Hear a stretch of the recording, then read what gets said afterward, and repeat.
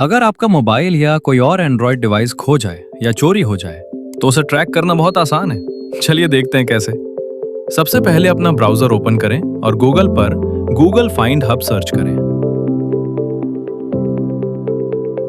अब find hub website open करें और उसी गूगल अकाउंट से साइन इन करें जो आपके लॉस्ट डिवाइस में पहले से लॉगिन था।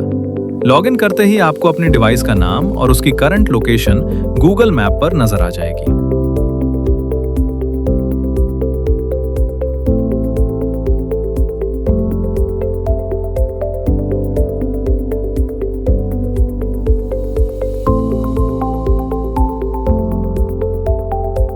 डिवाइस आइकन पर टैप करें। इसके बाद गूगल मैप्स ओपन हो जाएगा।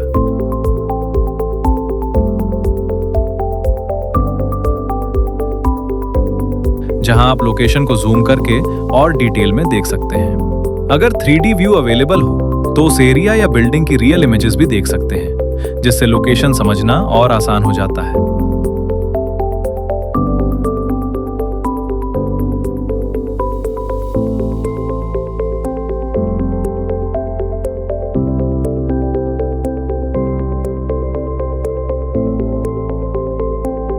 यहां से आप अपनी डिवाइस पर साउंड प्ले कर सकते हैं ताकि अगर फोन आसपास कहीं रखा हो तो आसानी से मिल जाए।